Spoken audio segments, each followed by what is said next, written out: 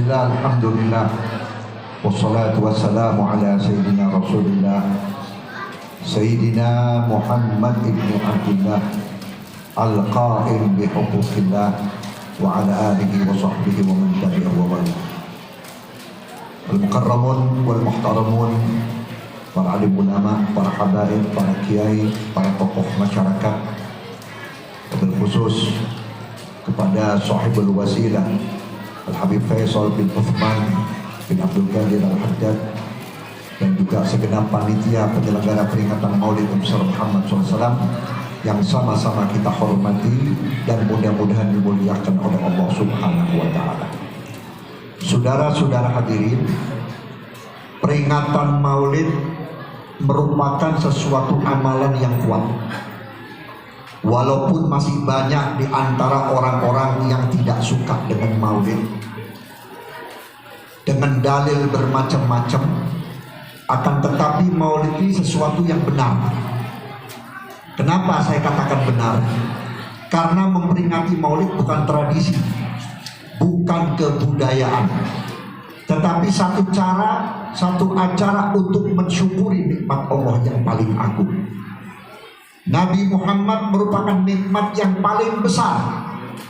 Dengan adanya Nabi Muhammad, adanya dunia dan isinya, termasuk adanya negara kita, adanya Nabi Muhammad. Kita bisa beriman kepada Allah karena Nabi Muhammad. Kita bisa kenal Quran, bisa kenal sholat, sampai kita bisa jadi seorang ustadz, seorang ulama dan sebagainya. Ini semua karena Nabi Muhammad. Nabi Muhammad tidak sampai di sini. Sampai nanti di yaumil mahsyar pun Nabi masih membela dan memperjuangkan kita. Kalau kita ditanya, saudara cinta kepada Nabi? Pasti jawabannya cinta. Karena orang kalau tidak cinta kepada Nabi Muhammad, imannya tidak sempurna. Tetapi cintanya Nabi Muhammad wujud beserta kenyataannya. Berapa tahun Nabi berjuang? Di dalam perjuangan membawa ajaran dan syariat dari Allah, dengan penuh rintangan, cacian, makian, pukulan, lemparan, bahkan diancam mati. Tapi Nabi tidak berhenti. Kenapa? Yang dipikirkan oleh Nabi bukan dirinya, kita umatnya, yang ada maupun yang akan datang. Alhamdulillah, dengan sabarnya Rasulullah, dengan gigihnya Rasulullah, sampai anak cucu kita kenal Nabi Muhammad. Begitu Rasulullah sakit, berada di tempat tidur, akan mengakhiri hidupnya, datang malaikat Israel. Di sebelah kanan Nabi Muhammad ada malaikat Jibril. Di sebelah kiri Nabi Muhammad ada putri beliau Sayyidatuna Fatimah dan Hasan wal Husain. Di belakang Nabi Muhammad ada 4 sahabat Khulafaur Rasyidin. Di depan Nabi Muhammad malaikat Israel. Ketika malaikat Israel mulai menarik rohnya Nabi Muhammad sampai di lutut atau di dengkul, Nabi berkata kepada Israel, ya Israel, kalau bisa berhenti sebentar. Saya gak kuat merasakan perihnya dicabut nyawa. Saya gak kuat merasakan kerasnya dan sakitnya dicabut nyawa. Itu malaikat Jibril di sebelah kanan Nabi Muhammad teriak, ya Habibur Rahman, wahai kekasih Allah yang maha penyayang, ini yang paling pelan, ini yang paling halus, yang tidak pernah Allah berikan kepada siapapun kecuali kepada engkau.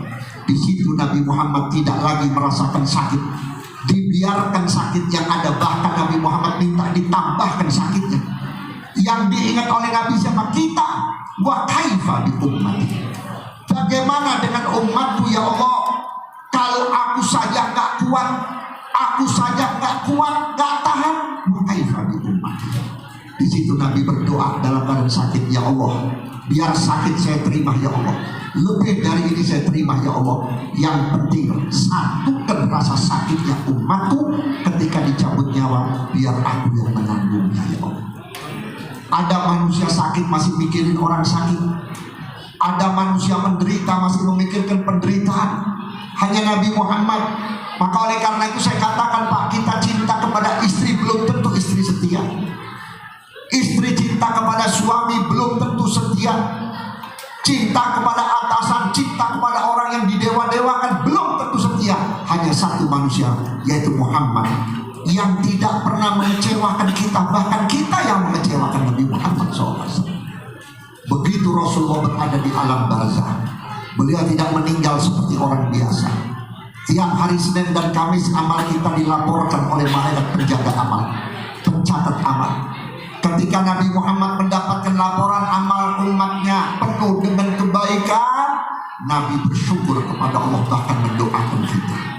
Tapi sebaliknya, kalau Nabi mendapatkan catatan amal perbuatan umatnya penuh dengan kejelekan dan dosa, Nabi Muhammad mohon kepada Allah, ya Allah, berikan kesempatan umatku untuk bertobat. Makanya umat Nabi ini paling enak. Kalau kita jadi umat Nabi Musa, umat-umat yang lain salah sebentar langsung diazab. Umat Nabi Musa cuma gara-gara mancing di hari Sabtu jadi monyet. Umat Muhammad gak Jumatan mancing di situ kagak jadi monyet. Betul gak? Umat yang lain berzina di malam hari, besok dihancurkan, diratakan negerinya.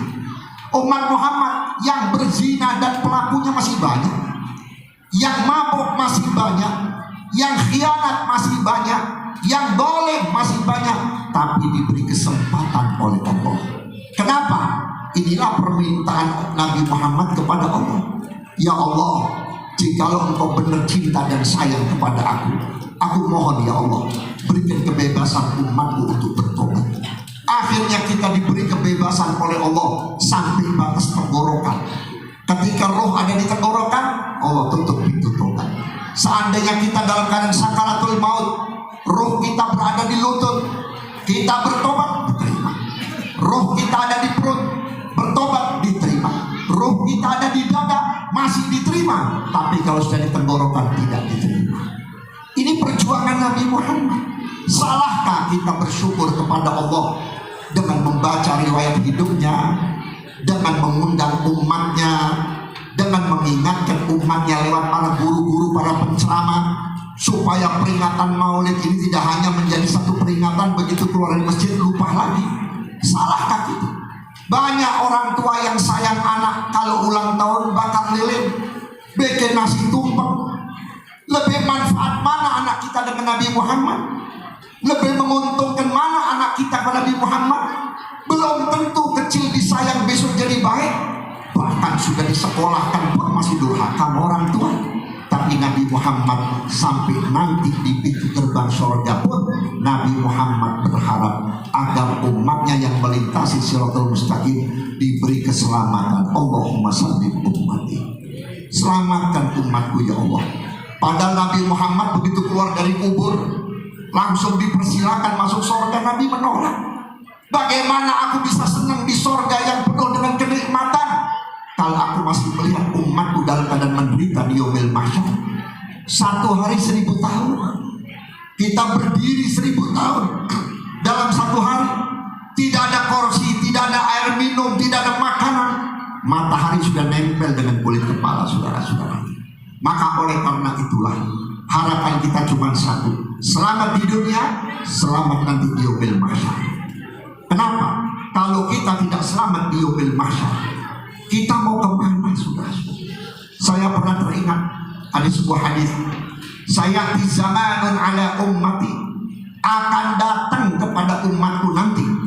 Nantinya bukan di dunia Pak, di akhirat. Siapa mereka itu? Umatku yang tidak akan berjumpa dengan aku dan tidak akan memperoleh syafaatku. Riwayat yang lain, beliau mengatakan khamsatu asya laisa minni wala syafaati, 5 golongan yang tidak akan bertemu dengan aku dan tidak akan memperoleh syafaat dari aku. Alhamdulillah, mudah-mudahan kita selamat saudara.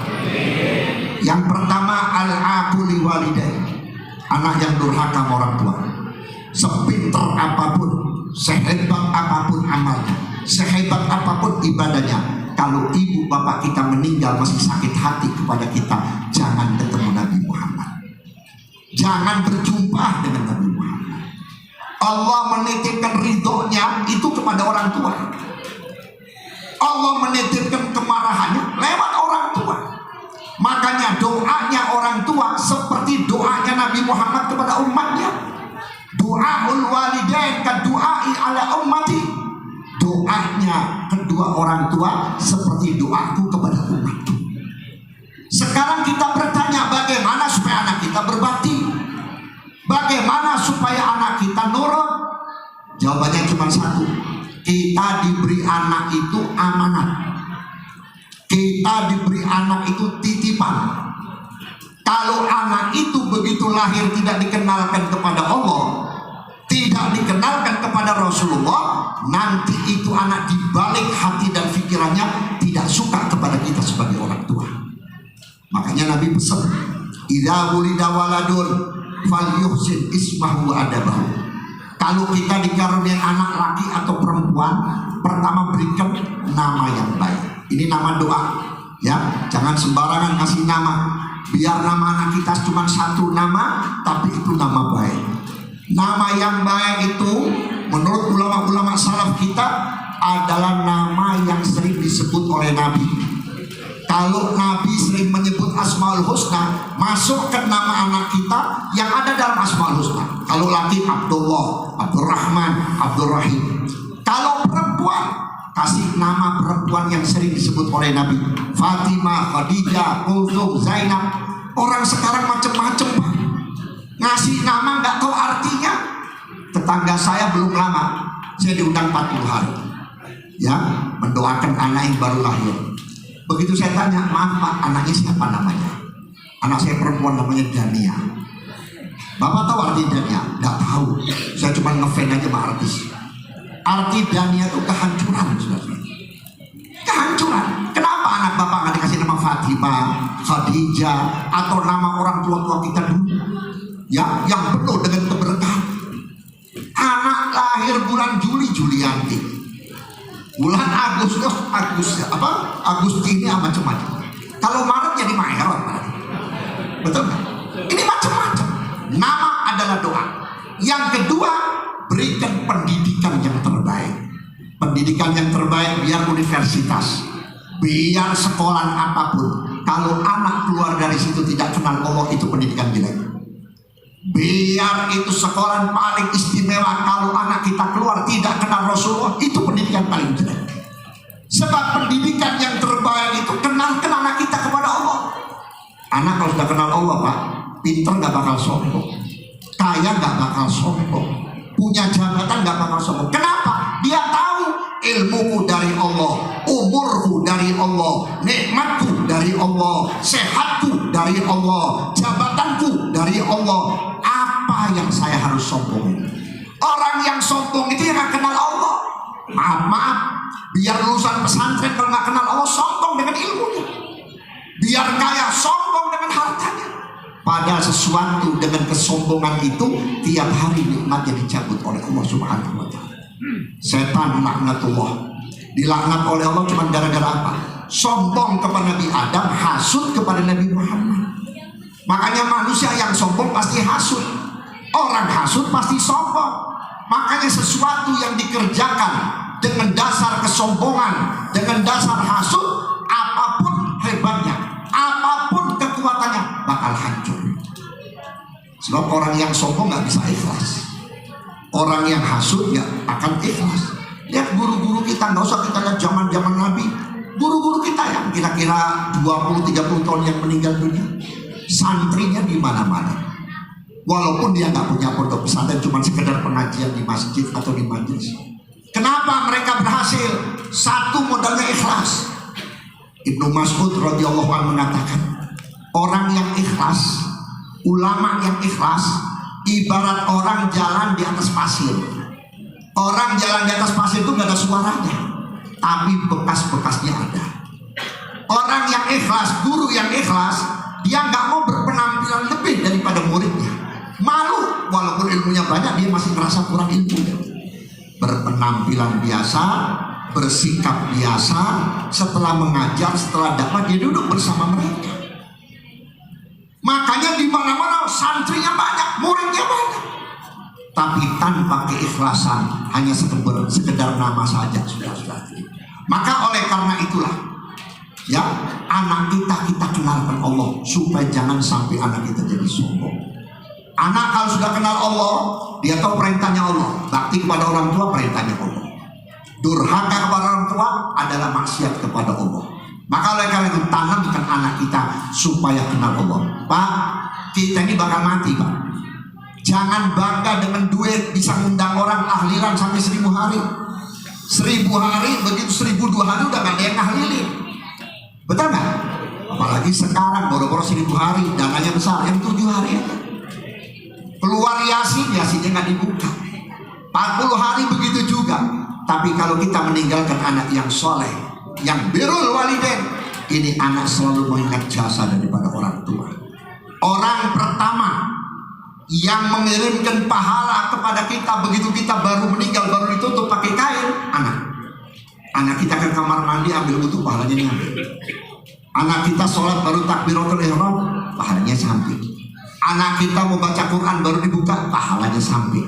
Anak kita berangkat dari rumah ke masjid, berapa langkah untuk sholat Jumat, pahalanya sampai.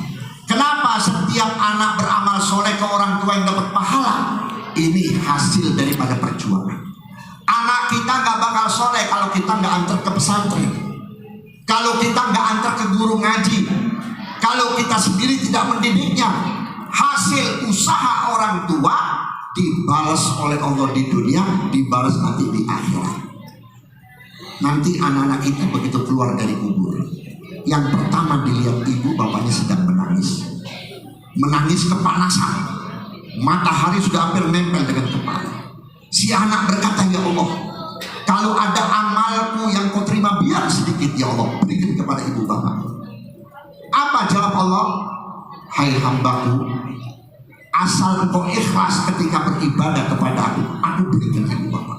Dan ibu bapakmu aku pasti masukkan surga. Karena kamu jadi begini usaha orang tua. Kamu di pesantrenin, orang tuamu cari dananya.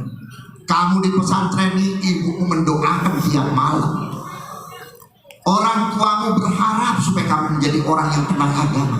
Tidak mungkin usaha orang tua yang kepengen anaknya menjadi anak soleh saya sia-siakan. Tapi sebaliknya, orang tuanya alim, ilmunya banyak, muridnya banyak, santrinya banyak, lupa mendidik anak. Ketika sang orang tua berjalan di atas syiratul mustaqim, ketika kakinya mau nempel di ubin sorga, anaknya keluar dari neraka jahanam. Ditarik-tarik betis orang tuanya, ditarik-tarik kaki orang tuanya, sambil berkata, ya Rob, ini ibuku, ini bapakku. Dia pinter-pinter sendiri, dia ibadah sendiri, dia beramal sendiri, dia dakwah keliling kemana-mana. Saya sampai sekarang ini pun mati dalam keadaan sul khotimah disebabkan tidak pernah dibangunkan sholat subuh. Sampai saya mati pun tidak tahu yang namanya Quran ayat ini, surat ini saya nggak kenal. Karena orang tua aku sibuk di luar. Hati-hati, hati-hati. Quran sudah mengingatkan kepada kita, qu anfusakum wa ahlikum nar. Selamatkan dirimu, keluargamu daripada siksa api neraka. Sehingga Abdullah bin Abbas menafsirkan ayat ini hanya dengan 2 hal. Adibuhum wa faqihuhum. Kalau kepengen anak dan keluarga kita selamat daripada neraka, pertama berikan adab yang baik, ajarkan akhlak yang baik, tentunya akhlaknya Rasulullah. Dan berikan pemahaman agama. Saya nggak bisa, Bib. Saya orang biasa, Bib. Saya juga ngaji nggak bisa, Bib. Di sini ada kiai, di sini ada ustaz. Antarkan anak kita. Maka Nabi mengingatkan kepada kita, alimu auladakum fa innahum khuliqa ghaira zamanikum. Ajari anakmu karena mereka diciptakan oleh Allah bukan di zaman saya, zaman Haji Muhammad Yusuf, zaman Haji Muhammad Sani, zaman yang tua-tua yang umurnya 60. Itu tiap maghrib bapak kita, ibu kita sendiri yang ngajarin alif-alif.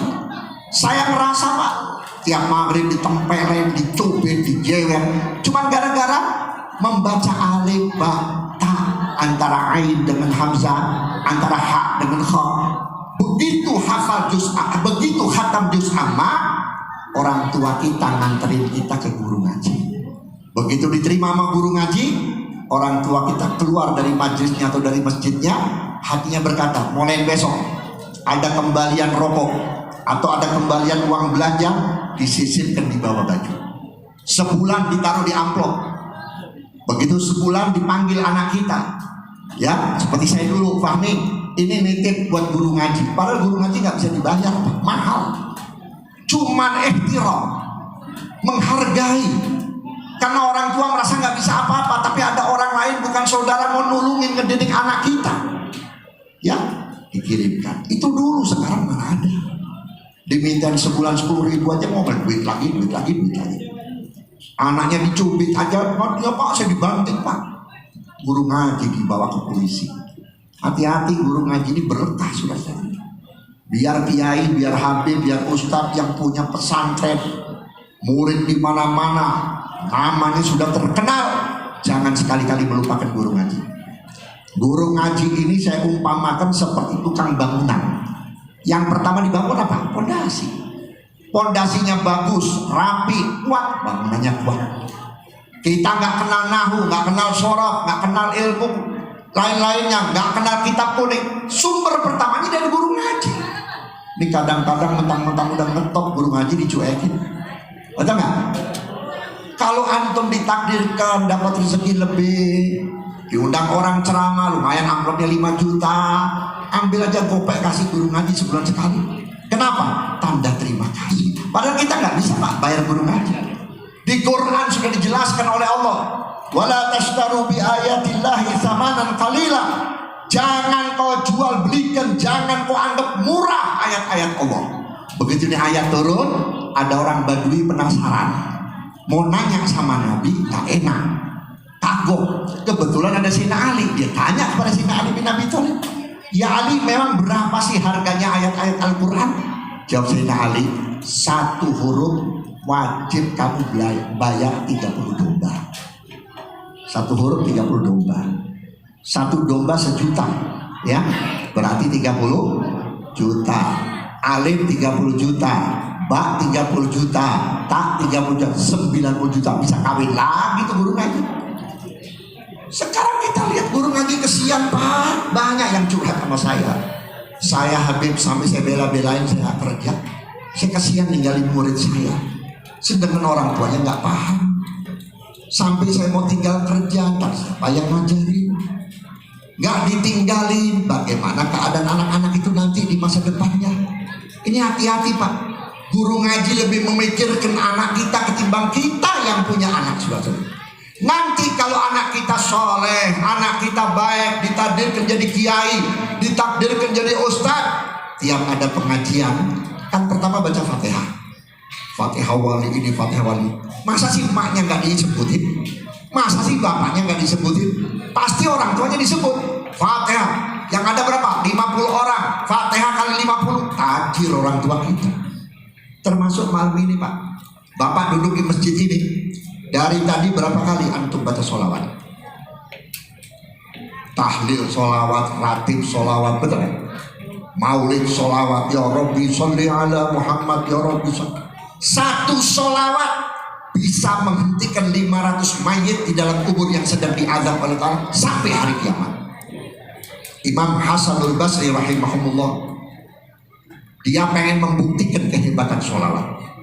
Dia panggil santri seniornya, coba kamu cari kuburan yang jumlahnya 500, jangan kurang, lebih boleh.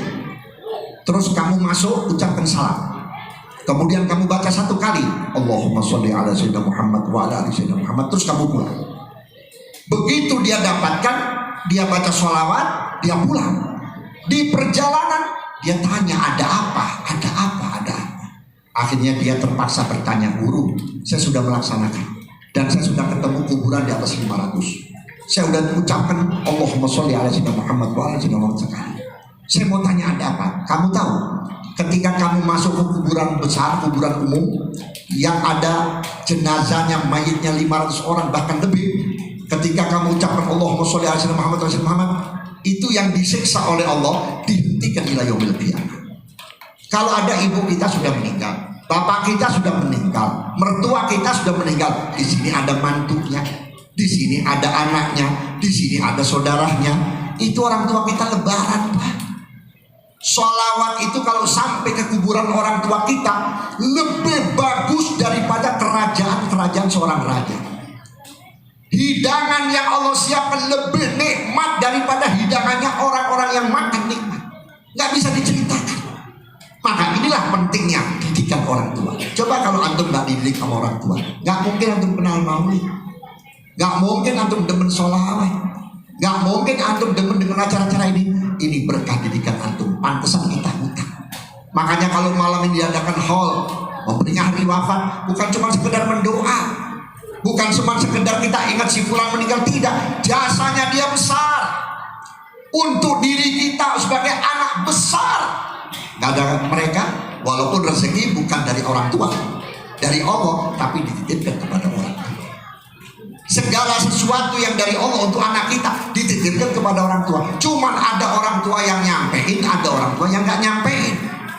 Makanya kalau istilah sekarang ada anak durhaka, ada orang tua durhaka. Orang tua yang durhaka yang bagaimana? Membiarkan anaknya gak kenal sama Allah sampai mati. Saya tidak melarang antum punya anak sekolah, kuliah, sampai ke luar negeri, silahkan. Tapi sebagai seorang muslim, sebagai umat Muhammad, gak pantas kalau anaknya sekolah pinter gak bisa baca Quran. Gak pantas kalau anaknya pinter gak kenal Nabi Muhammad. Akhirnya anak kita menjadi musuh, menjadi musuh kita, menjadi musuh agama. Lihat sekarang, yang menghina Islam bukan orang Kristen, Pak. Yang menghina Islam bukan orang Yahudi. Kalau Yahudi dan Nasrani memang di Quran sudah dipatenkan gak demen sama Nabi, gak demen sama pengikut Nabi. Tapi yang lebih menyakitkan, orang Islamnya sendiri, saudara-saudara. Orang Islamnya sendiri yang mencelah kita. Betul tidak? Nabi dibilang belekan, Nabi dibilang ini, bilang nyolong jamu, kan gak pantas. Orang Muhammadiyah gak maulid, Pak. Ya, orang Wahabi gak maulid, tapi gak berani mencela Nabi Muhammad. Mereka tahu Nabi Muhammad makhluk paling sempurna. Benar Nabi Muhammad pernah kecil, tapi gak pernah kelakuan Nabi Muhammad seperti anak kita nyolong jamu. Nah, ini kelakuan siapa? Kelakuan mereka yang belajar ilmu umumnya lebih besar daripada ilmu agamanya. Ada yang ngomong begini, santri masa depannya suram, susah cari duit. Allah buktiin sekarang. Saya diperlihatkan sama Allah, Pak. Berapa kali saya ceramah daerah Bekasi, daerah Jakarta, itu kalau siang ya, itu di lampu merah itu ada yang ngamen pakai baju baru. Subhanallah, salah satunya kenal. Habib, maaf ya Habib, saya terpaksa ngamen. Saya sudah gak ada kerjaan Habib, saya butuh maisha. Saya insinyur, yang satu bilang saya sarjana ekonomi, bagus daripada ini jadi pejabat korupsi, mendingan kerja begini. Tapi saya belum pernah melihat anak santri ngamen. Santri kampung, gak usah santri jauh-jauh keluar negeri, santri kampung aja. Yang belajar di Sukabumi, belajar di Bogor, belajar di Banten, yang kemana-mana pakai sarungan doang. Ya, asal keluar dari pondok pesantren dapat ridho guru, job pertama tahlil. Ya, sini tahlil berapa duit? Berapa duit sini? Oh, ketawa. Kalian suka tahlil nggak sini?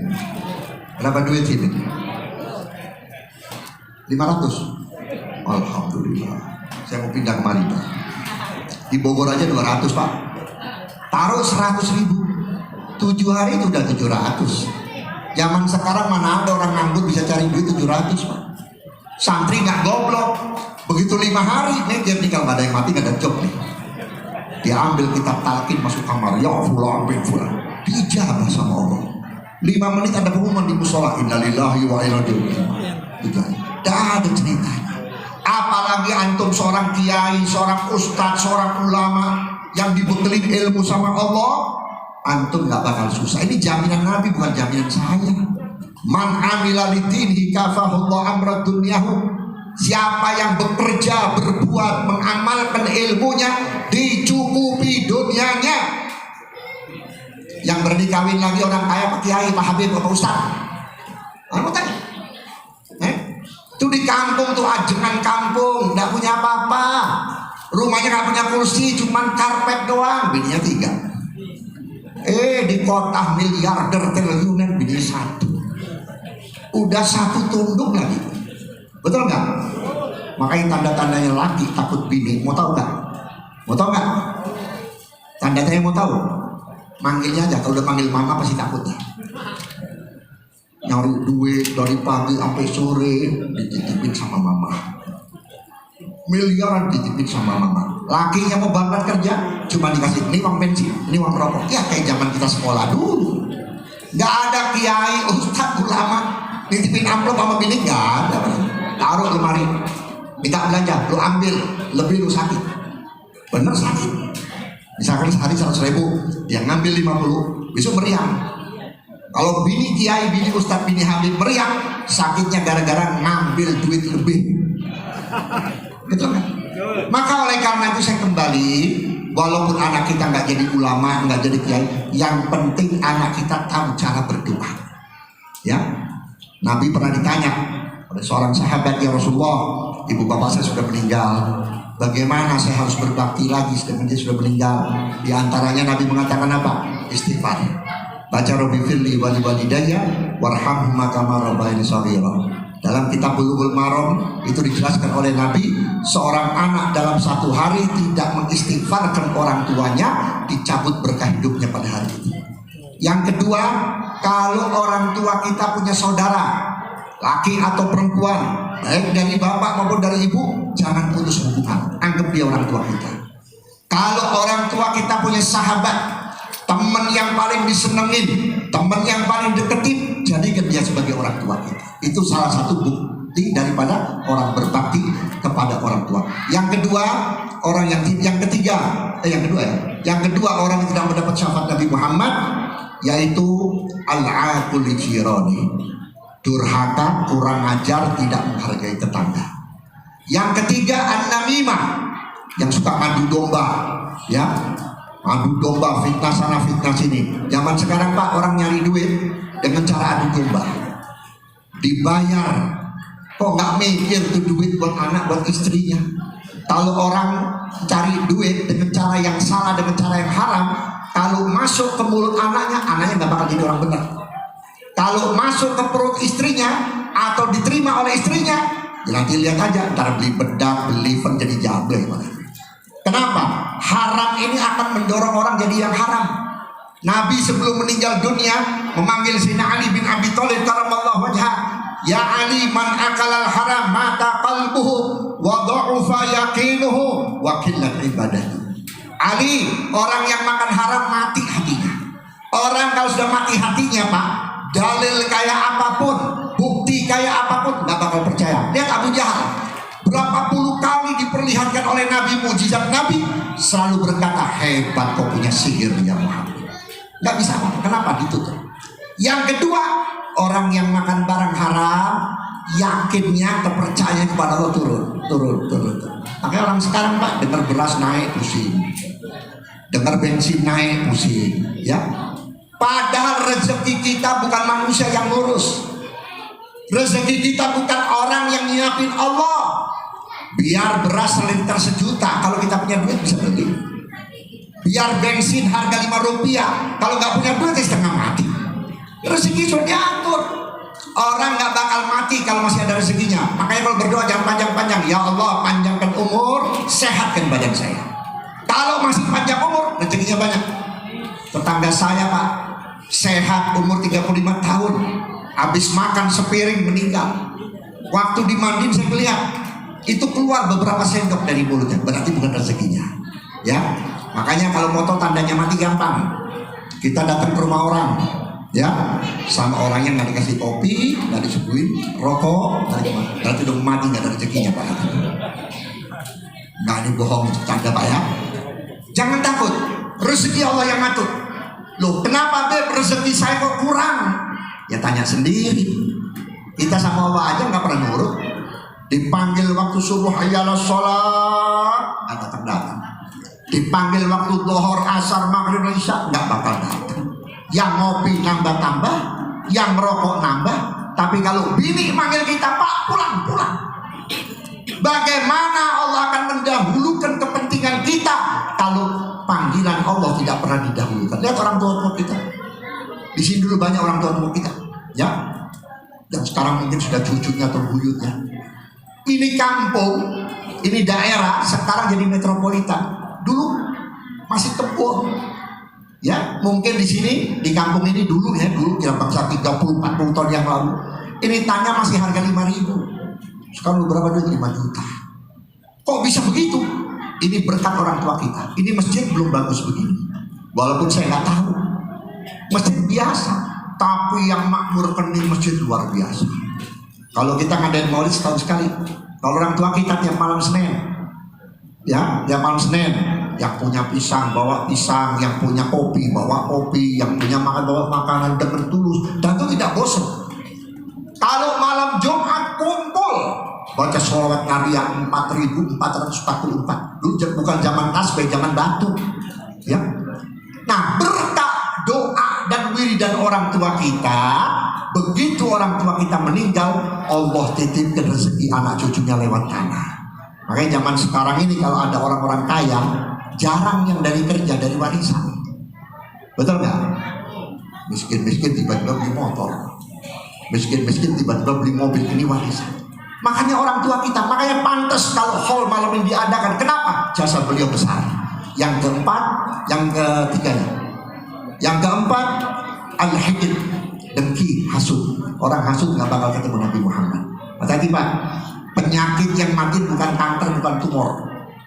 Penyakit yang mati bukan stroke.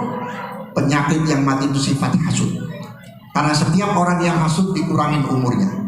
Imam Malik rahimahumullah yang punya mazhab Maliki itu pernah ketemu orang umurnya 150 tahun, tapi penampilannya sama dengan orang umur 50 tahun. Sampai Imam Malik kaget, masa kamu 150? Tapi saya lihat kamu kayak orang 50. Ya, saya 150. Apa yang menyebabkan kamu awet muda dan sehat? Tanatul hasad. Aku tinggalkan penyakit hasud.